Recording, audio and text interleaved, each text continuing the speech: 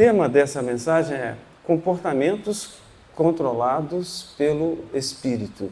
Muitas vezes nós temos alguns comportamentos que eles não condizem com a nossa fé. Então é importante que você tenha um comportamento condizente com a sua fé. Isso, evidentemente, que abrange, sim, o tema família. Eu vim até a caráter hoje aqui com a minha camisa, e para isso a gente escolheu aqui Atos capítulo 16. A gente vai discorrer aqui sobre este capítulo. Tudo que a gente vai falar aqui, basicamente, está inserido dentro de Atos 16. Atos 16, versículo 4. Comportamentos controlados pelo Espírito. Me parece que está ali, você nem precisa preocupar. Se você quiser, você pode conferir aí também. Ali é bom que está na mesma versão. Amém? Então diz o seguinte: nas cidades por onde passavam, transmitiam as decisões tomadas pelos apóstolos e presbíteros em Jerusalém para que fossem obedecidas. Assim, as igrejas eram fortalecidas na fé, cresciam em número cada dia, né? E Paulo e seus companheiros viajaram pela região da Frígia e da Galácia, tendo sido impedidos pelo Espírito Santo de pregar a palavra na província da Ásia. Quando chegaram à fronteira da Mísia, tentaram entrar na Bitínia, mas o Espírito de Jesus os impediu. Quem impediu eles? O Espírito de Jesus, o Espírito Santo de Deus. Então, quando a gente percebe esse texto aqui, nós percebemos algumas coisas interessantes. Paulo, conforme diz aqui, e os seus companheiros estavam numa viagem missionária. E eles, nessa viagem missionária, determinaram por eles mesmos, né, um impulso humano. Nós vamos na província da Ásia. É importante a gente falar isso, que não é o continente asiático que a gente tem hoje, né? É a província da Ásia. É como se fosse um país, certo? E o que o Espírito de Jesus, que é o Espírito Santo, falou? Não quero que vocês vão para lá. Falei, então beleza. Então vamos seguir aqui o curso aqui, vamos para Bitínia. Aí quando eles estão indo para Bitínia, o que o Espírito Santo fala? Também não é para ir para lá, não. Então, o que vocês vão fazer? Vamos embora, vamos voltar. Jesus não quer que a gente pregue? Não. Vamos seguir o curso aqui. E aí Paulo teve a visão, né, de um jovem lá da Macedônia que clamava, então, palavra de conhecimento, vamos lá, seguir essa revelação aqui, então é para lá que a gente tem que ir. Ótimo, então a gente precisa ficar bastante atento às nossas palavras de conhecimento. Hoje eu comentava com a Simone que toda hora saía 37, eu sou muito metódico, sabe? Então eu vou começar a orar, eu marco horário. Aí eu vou começar a fazer os exercícios físicos, eu marco horário. Tudo eu marco horário. E tudo dava 37. Tudo dava 37. Eu falei, meu Deus, que mistério é esse? Aí vem aquela vozinha, sabe aquela vozinha que é a voz do Espírito Santo? Vai lá no Salmo 37. Aí eu fui lá no Salmo 37, e o Salmo 37 disse tudo aquilo que eu precisava ouvir hoje. Tudo. Então, a gente precisa ficar atento. Não é que Deus não fala, é que a gente não sabe ouvir muitas vezes a voz do Espírito Santo. E aqui a gente percebe que Paulo e seus companheiros, eles souberam ouvir. Quando Paulo teve um sonho, não foi um sonho de barriga cheia, não foi um sonho qualquer, foi Deus chamando eles para ir lá para a Macedônia. O que é a Macedônia? Macedônia é aquilo que a gente conhece como continente europeu hoje. Então eles partiram para lá. E o que a gente pode perceber aqui desse texto aqui, que contém 4 versículos, né? O versículo 4, 5, 6 e 7 do capítulo 16 de Atos. A gente pode perceber que o Espírito de Deus fez com que eles moldassem um comportamento chamado submissão. Se vocês notarem bem aqui, vocês vão perceber que o evangelista Lucas, ele começa o texto aqui dizendo o seguinte, que tudo que era reportado lá na igreja em Jerusalém, eles estavam repassando agora para as pessoas que estavam ouvindo eles nessa viagem missionária. Então era mais ou menos, funcionava da seguinte forma: Jerusalém, a base da igreja. Aí tinha a base dos gentios, que era Antioquia. As informações, olha, para você ver, sem rede social, sem nada, sem telefone, nada, gente. É incrível isso. Então, saía aqui a base, primeiro saía lá as informações O Espírito Santo de Deus passava aqui para Pedro e os demais discípulos, estava com a base ali em Jerusalém, passava ali para Antioquia, de Antioquia eles distribuíam para onde eles estavam indo, as missões. Era o princípio da submissão. Algumas vezes a gente olha e percebe assim, Paulo ele ia para onde ele desse a cabeça. Não era assim. Tinha um controle, tinha uma submissão. Então, quando a gente percebe, antigamente eu fazia muito, pastor, o seguinte, tinha um que profetizava, ou um que cantava, ou um que tinha uma palavra muito boa. Eu não consultava a Deus, não consultava a ninguém, eu chamava essas pessoas para vir para cá. Hoje eu não faço isso mais. Hoje eu percebo o seguinte, que se tiver um músico que ele não tem uma carta de apresentação, que ele não está coligado a uma igreja, ou se tem um pastor itinerante, tudo bem, o fato de ser itinerante, mas ele precisa estar debaixo de uma autoridade.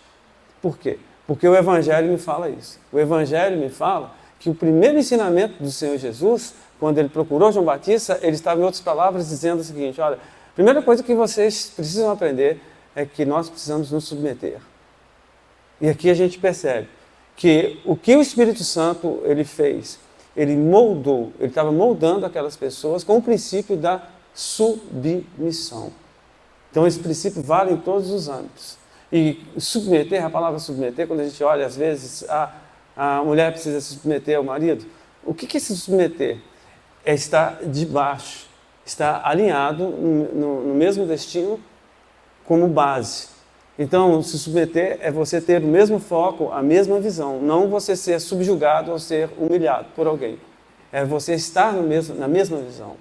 Amém? Então, a primeira lição que nós aprendemos aqui nessa noite é a lição de se submeter. Submeter a uma visão de uma igreja, submeter ali na sua casa a visão marido, mulher, é importante que você se submeta. Os filhos precisam se submeter também à visão dos pais e assim por diante. Lá no trabalho nosso, a gente precisa se submeter. Por exemplo, você tem uma linha de raciocínio, você está trabalhando numa empresa, você tem que se adequar a essa linha de raciocínio aos padrões daquela empresa. A gente precisa disso. E é algo que vem do próprio Espírito Santo de Deus. Quando você olha a Bíblia, você vai perceber o seguinte, que em todos os lugares, incluindo o inferno, existem hierarquias. Quando você percebe lá nos céus, pode olhar, você vai perceber dentro da Bíblia que existiam os arcanjos, né? Tem o Pai, o Filho e o Espírito Santo, depois tem os arcanjos, os querubins, os anjos, e assim por diante. Lá no inferno, principados, potestades, dominadores, e tem também lá a trindade lá de satânica também. Então, todos os lugares têm a submissão. Aqui na Terra não é diferente isso. E um dos princípios que a gente precisa entender é isso. Eu custei para entender isso. Quando eu era jovem, rebelde, gostava de rock and roll, né? E rebelião mesmo, pura, né?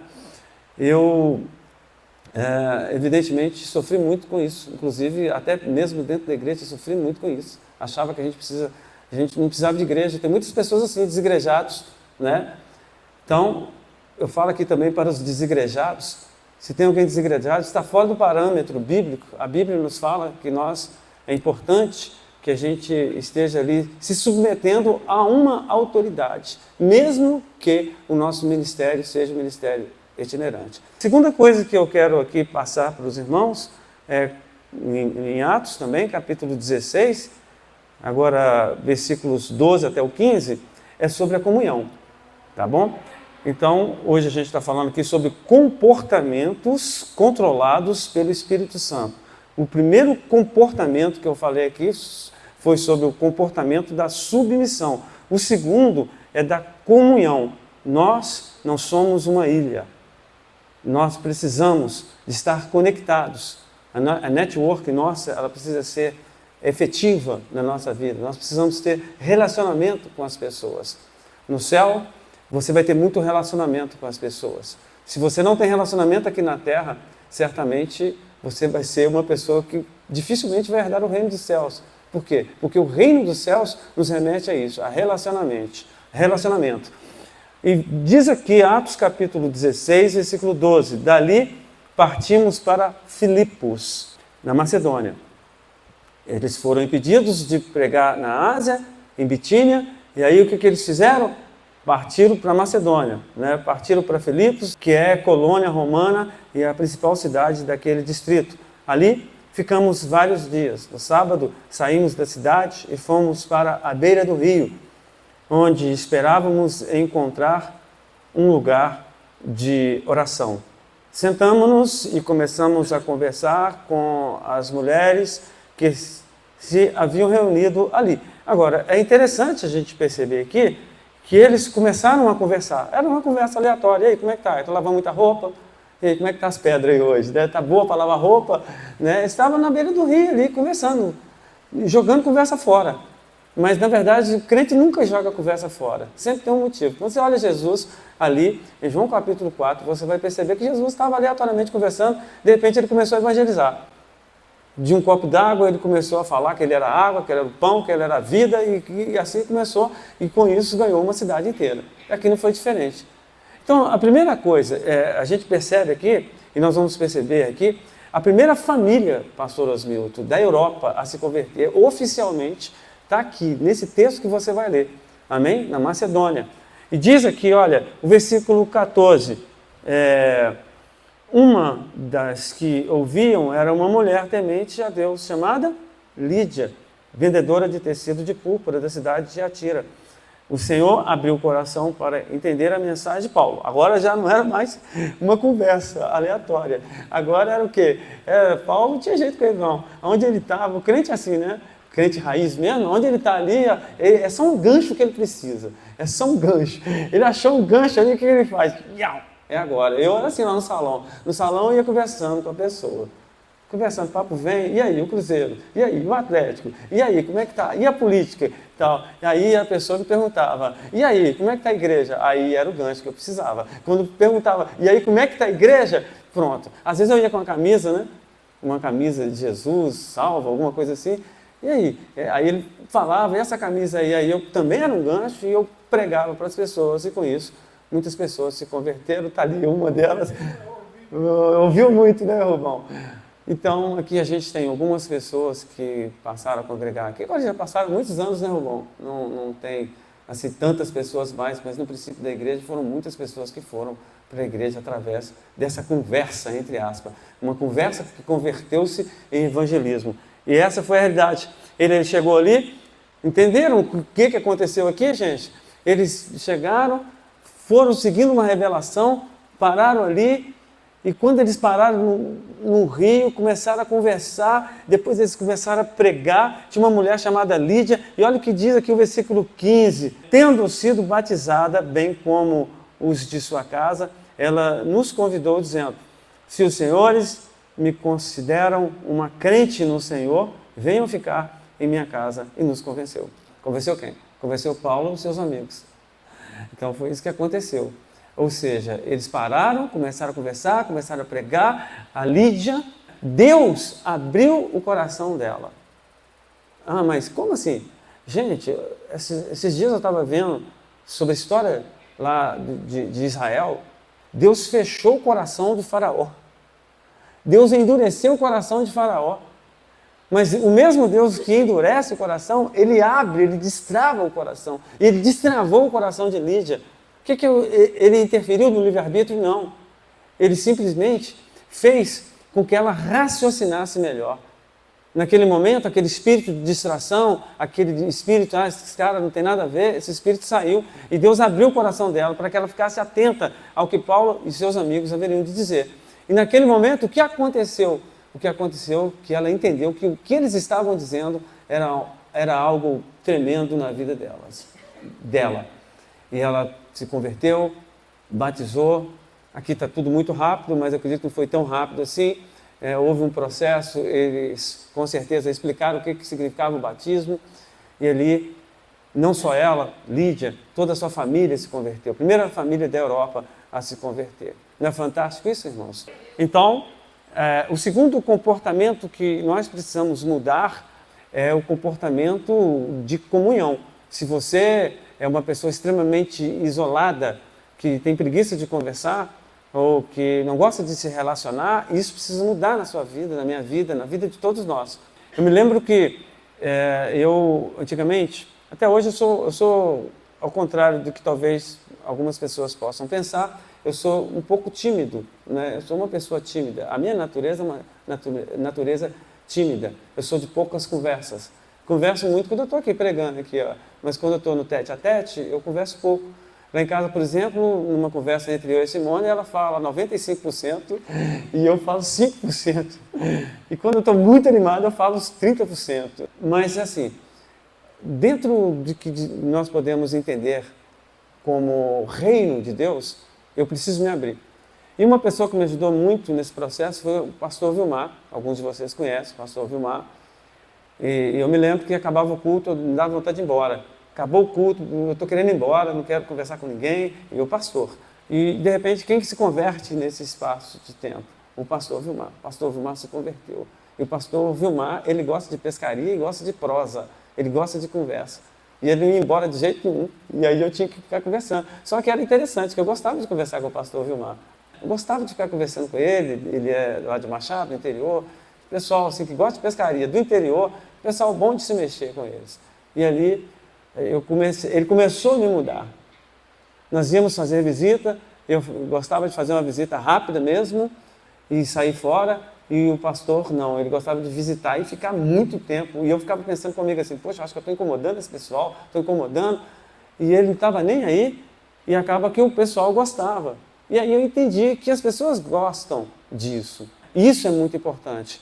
Quando a gente percebe, as pessoas que mais ganham vidas para o reino de Deus são as pessoas que mais conversam, as pessoas que mais têm tempo de comunhão. É na comunhão que você ganha muitas pessoas. Imagina que se Paulo, ele agora chegasse ali nessa cidade e falasse, quer saber, nós vamos caçar um hotel aí, vamos ficar numa pousada, vamos ficar aí e vamos ficar quietinho lá. Não, vão lá para o rio, vamos ver quem está lá no rio, vamos começar a conversar sobre peixe, né? Vamos conversar sobre outras coisas lá. Talvez ela estava lavando roupa, eu lavar roupa aqui, eu coloquei por minha conta, não sei se ela estava lavando roupa no rio, uma mulherada lá, naquela época, não tinha máquina de lavar. Imagina que estava lavando roupa lá no rio. Ou talvez também estava na praia, estava tomando uma água, sei lá, eu falo que assim, né, tomando um banho ali no rio. O fato é que eles começaram a conversar, da conversa passou para o evangelismo, do evangelismo passou para o discipulado, e do discipulado aquela menina batizou, e depois que ela batizou, ela ganhou a família dela para todo mundo, e tudo começou através de quê? Através da comunhão. Olha para você ver aqui, Hebreus 10, 24, o que diz aqui? Olha, e consideramos-nos uns aos outros para incentivar-nos ao amor e às boas obras. Não deixemos de reunir-nos como igreja, segundo o costume de alguns, mas encorajemo-nos uns aos outros, ainda mais quando vocês veem que se aproxima o dia. Então aqui refuta completamente toda a tese dos desigrejados, aqueles que não gostam de congregar. Aqui Paulo, Paulo não, o escritor de Hebreus, que pode ser Apolo, pode ser Paulo, não sabemos quem é, escreveu ali, falou assim, olha, não deixemos de congregar. Em outras palavras, ele estava falando ali, olha, não deixe de ter comunhão com as pessoas. Não deixe de ter comunhão. A Bíblia, ela fala muitas passagens sobre isso. A gente, muitas vezes, nós queremos receber as bênçãos do Senhor, mas não queremos obedecer o Senhor das bênçãos. Veja bem o que diz aqui o Salmo 133. Diz assim, olha, ele é muito pequeno esse Salmo, vale a pena a gente ler, e diz, como é bom e agradável quando os irmãos convivem em união. Quando os irmãos convivem em união, né? Porque há uma diferença entre reunião e união. Os irmãos provavelmente devem saber, uma reunião você pode reunir, eu já falei de time aqui, vou falar mais uma vez. Você pode reunir no mesmo espaço, só atleticanos e cruzeirenses no mesmo jogo. Mas não existe unidade ali. Essa reunião não significa unidade de pensamentos. Mas aqui, o que o salmista fala? Ele fala quão bom e quão suável é que os irmãos vivam em reunião? Não, em união. É como o óleo precioso derramado sobre a cabeça, que desce pela barba, a barba de Arão, até a gola de suas vestes, é como o orvalho de Hermon, quando desce sobre os montes de Sião. Agora vem um detalhe importante aqui, olha, que você precisa ligar esse versículo 3 com o versículo 1. Que aqui no finalzinho do versículo 3 diz o seguinte, ali aonde? Ali na unidade.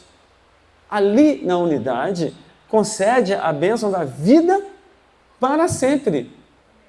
Ou seja, não é uma vida paliativa, é uma vida para sempre, uma vida eterna. Ali no meio da unidade, no meio da comunhão.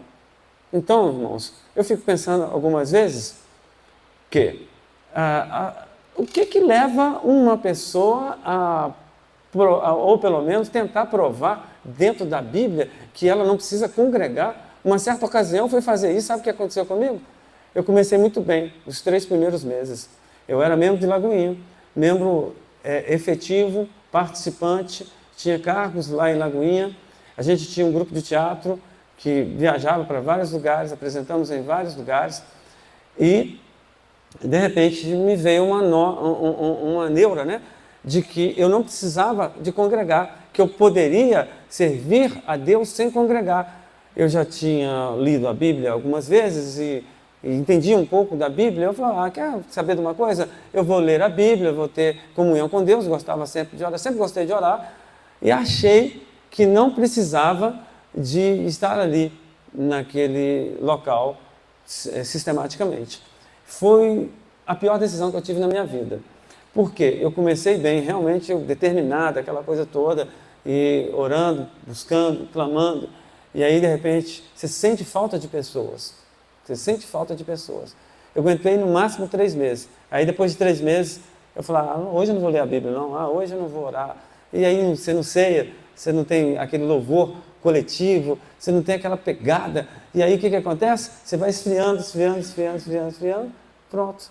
E eu me desviei, fiquei 4, 5 anos afastado do Evangelho. E aí, o que eu comecei a fazer? Comecei a beber novamente, comecei a práticas mundanas novamente, comecei a fazer um tanto de coisa errada que a mente da gente fica vulnerável e fica fragilizada. Vocês entendem como é que funciona? Então é extremamente necessário que nós venhamos congregar. Amém? Então o comportamento que nós precisamos ter com relação ao Espírito Santo é de congregar. Talvez você que está aqui presente fale assim, mas essa palavra não serve para mim não. Depois eu vou mostrar o vídeo para outra pessoa. Querido, será que de fato você está congregando? Quantas vezes você vem na igreja por semana? Vem uma vez, você acha que isso é o suficiente para você? Então você precisa vir congregar pelo menos uma vez, de preferência 2 vezes, e pelo menos uma vez na célula. Para você ter a célula, ela é extremamente importante. Por quê? Aqui muitas vezes você tem, principalmente nos cultos maiores, um relacionamento superficial. Você não para conversar. Na célula não. Você tem a resenha, né? A resenha é boa. Quando você conversa, quando você pergunta, que você responde, que você ora, é a comunhão. É a comunhão. O versículo 22 agora desse mesmo capítulo, Atos capítulo 16, nos fala sobre um outro comportamento que o Espírito Santo ele nos conduz a uma mudança. Veja bem, do 22 até o 26, diz assim, a multidão ajuntou-se contra Paulo e Silas. Os magistrados ordenaram que se lhe tirassem as roupas e fossem açoitados. Depois de serem severamente açoitados, foram lançados na prisão. O carcereiro recebeu instrução para vigiá-los com cuidado. Tendo recebido tais ordens, ele os lançou no cárcere interior e lhes prendeu os pés no tronco. Por volta da meia-noite, Paulo e Silas estavam orando, cantando hinos a Deus. Os outros presos os ouviam. De repente, houve um terremoto tão violento que os alicerces da prisão foram abalados. Imediatamente todas as portas se abriram e as correntes de todos se soltaram. Então o que a gente aprende aqui nesse pequeno texto? Um princípio, que quem moldou eles foi o próprio Espírito Santo. Entenda o histórico de toda a narrativa. Veja bem o que estava acontecendo aqui. Paulo estava com muita pegada, tinha um direcionamento de Deus, não foi para a Ásia, para a província da Ásia, não foi para a Bitínia, seguiu o caminho de Filipos, foi para a Macedônia, e ali na Macedônia ele começa a pregar a palavra, já ganha uma família, e aí de repente quando ele olha para uma determinada pessoa que dava grande lucro para os seus senhores, na verdade os demônios que estavam nela adivinhavam as coisas, e aí o que aconteceu? Quando o demônio saiu daquela pessoa, aquela pessoa parou de ter as adivinhações dela E essa pessoa, então, não deu lucro para os seus senhores. Os seus senhores o que fizeram? Pegaram e mandaram eles tirarem as roupas e açoitar eles. Como se não bastasse, prenderam eles. E como se não bastasse, ali naquela cadeia, eles foram levados para o cárcere interior, que se imagina que deve ser o cárcere mais seguro, né? E como se essas coisas não bastassem, amarraram os pés num tronco. Aí, veja bem, na cabeça de um crente tradicional, num crente que não tem a ação do Espírito Santo envolvendo ele, um crente que não é moldado, que não tem um espírito de gratidão na vida dele, o que esse crente faria? Começaria a murmurar, começaria a reclamar. Ah, não, assim não dá. Eu não queria vir para essa Macedônia, eu não queria vir para esse lugar. Ah, não, veja bem, olha para você ver, eu expulsei o demônio ali, e agora o que está acontecendo aqui? Já foi soltado, estou com a costa toda, está tudo doendo aqui, está tudo quebrado aqui, agora está sendo humilhado aqui. Agora, olha a minha situação, estou amarrado, olha que humilhação. Oh Deus, será que você não está me vendo? Um crente sem o Espírito Santo, né, Pedro? Talvez faria isso. Mas o que eles fizeram? Começaram a adorar. Começaram a cantar. Era meia-noite. E algumas pessoas, e eu tenho algumas bases bíblicas para isso, dizem que em alguns determinados horários, alguns portais se abrem. Alguns portais no mundo espiritual se abrem. Às 3 horas da tarde é um desses horários. Às 6 horas, às 18 horas, né? É outro horário. E um outro horário também, sobre portais. E a gente entende isso quando a gente estuda sobre batalha espiritual. Os demônios, os espíritos, eles sabem disso também. E à meia-noite, ele cravou ali. E meia-noite eles começaram, não sei como, eles sabiam que era meia-noite. E eles então começaram a adorar e exaltar. E esse portal foi aberto. O portal de adoração. E o que aconteceu ali? Que o louvor chegou até as narinas de Deus, como um incenso suave. E quando chega como um incenso suave nas narinas de Deus, Deus ele dá ordem a nosso favor. Ele pegou um anjo que tem um pé grande. Aí é por minha conta, tá, irmãos? Um anjo que tem um pé grande é heresia, né, Ederson? Mas o que esse anjo... Por que eu estou brincando aqui que ele tem um pé grande? Porque ele chegou lá pisando forte. Quando ele pisou forte, estremeceu. Tem um sentido, não tem, pastor Paulo? Tem um sentido. É meio herege, mas tem um sentido, né? E ali houve um terremoto, houve um grande terremoto. Quem provocou esse terremoto? O louvor, a adoração. E o que esse louvor e essa adoração fez? Fizeram com que todas as pessoas que estavam presas ficaram soltas. Então, por quê? Porque houve um espírito de gratidão. E o que eu e você aprendemos com isso? Que se a sua situação está ruim, se a sua situação, a minha situação, se nós estamos em fases ruins, se nós estamos com crise financeira, se nós estamos com crise familiar, se nós estamos com crise de identidade, com qualquer tipo de crise, o que eu e você precisamos fazer? Adorar ao Senhor. E exaltar ao Senhor. E engrandecer por tudo aquilo que Ele tem feito na nossa vida. É assim que nós precisamos. Quando nós precisamos fazer. Quando nós somos moldados pelo Espírito Santo de Deus. Vocês podem me ajudar aí agora? Comportamentos controlados pelo Espírito Santo. Qual foi o primeiro comportamento? Submissão. Segundo, comunhão. Terceiro, gratidão. Gratidão. Através do louvor e através da adoração. E o quarto e último é a renúncia. E diz aqui, o versículo 27 desse mesmo capítulo, Atos 16, diz o seguinte: o carcereiro acordou e, vendo abertas as portas da prisão, desembainhou suas espadas para se matar, porque pensava que os presos tivessem fugido. Mas Paulo gritou: não faça isso, estamos todos aqui. O carcereiro pediu luz, entrou correndo e, trêmulo, prostrou-se diante de Paulo e Silas. Então, levou-os para fora e perguntou: senhores, que devo fazer para ser salvo? Eles responderam: creia no Senhor Jesus e serão salvos você e os de sua casa. O que me chamou a atenção nesse texto aqui foi a pergunta que o carcereiro fez.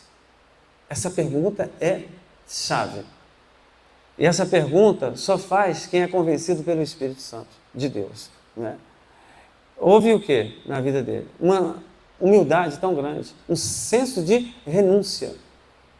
Esse carcereiro, que estava ali, muito provavelmente, dormindo, ele então, com aquele terremoto, ele acordou, então, o que aconteceu com ele é que ele ficou apavorado, desembanhou a sua espada da sua bainha, e quando ele ia, certamente, por quê? Porque o castigo seria imenso sobre a vida dele. Né? Amém. Foi embora. Vai embora. Então, veja bem o que acontece. Ele desembanhou ali a espada, né? Só que quando ele ia se matar, e o que me chama a atenção também é que Paulo, o que ele estava fazendo? Ele estava orando, cantando e vigiando. Porque quando ele viu o tremor, aliás, ali naquela cadeia, né, e ele percebeu que todas aquelas grades ali se soltaram, ele percebeu o que ele então deve ter falado. Esse texto não fala sobre isso. Ele deve ter falado assim, galera. Lógico que ele não falou galera, né? Falou, gente, fiquem todos aí, tá bom? O mesmo Deus que soltou vocês é o mesmo Deus que quer que vocês fiquem aí, tá bom? Nós não vamos infringir os princípios aqui da lei. Então vocês fiquem todos aí. E ele, de olho no carcereiro também, e ele percebeu a ação.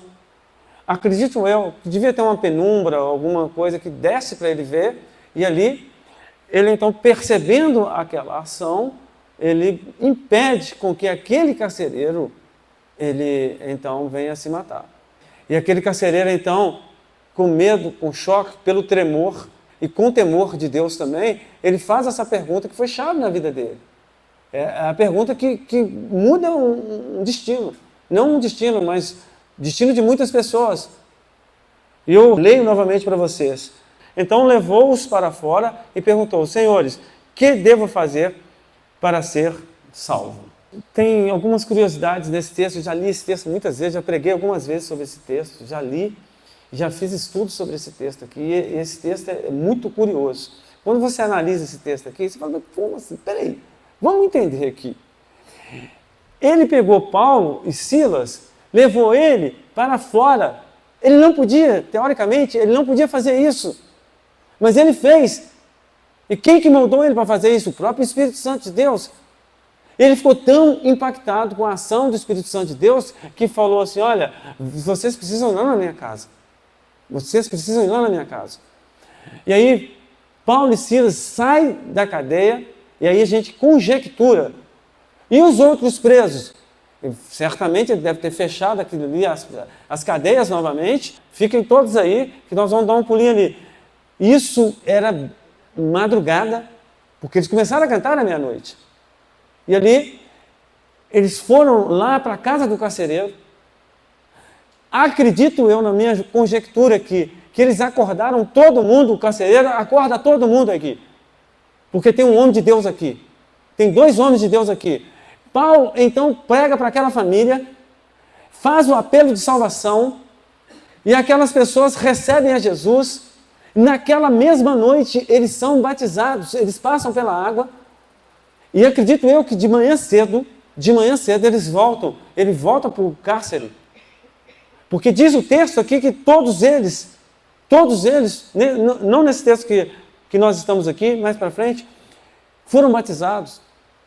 Eles receberam a Jesus e foram batizados. Aí, eu falo para vocês assim, como é importante um espírito de gratidão na vida da gente. Como é importante você não murmurar, você não reclamar da vida. No momento que você está louvando a Deus, nas coisas piores que porventura estejam acontecendo na sua vida, é esse o momento que as suas orações parecem que elas são mais ouvidas. Os seus louvores são mais ouvidos quando está doendo, quando está difícil. Olha a situação que Paulo e Silas estavam. Teoricamente, eles não tinham motivos para estar louvando a Deus, mas a Bíblia nos fala, o próprio Paulo falou depois, mais tarde, lá em Tessalônica, para os Tessalônicos, né? Ele diz assim, olha, em tudo dai graça, em tudo dai graça. Então eu termino aqui essa curta pregação dizendo para vocês o seguinte, que vale a pena você... Oi? O que é? Naquela mesma hora da noite? É, isso mesmo lá. O carcereiro lavou as feridas deles, em seguida, ele e todos os seus foram batizados. E olha que você vê esse detalhe aí, ele lavou as feridas ainda. O que o Espírito Santo não faz? É o Espírito Santo que nos molda. Você pode chegar para a igreja, uma pessoa truculenta, sem educação, sem gentileza, uma pessoa que fala alto, uma pessoa que grita, uma pessoa ansiosa, mas se eu e você deixarmos, o Espírito Santo vai agir, o Espírito Santo vai mover, o Espírito Santo vai fazer coisas lindas e coisas maravilhosas. Amém?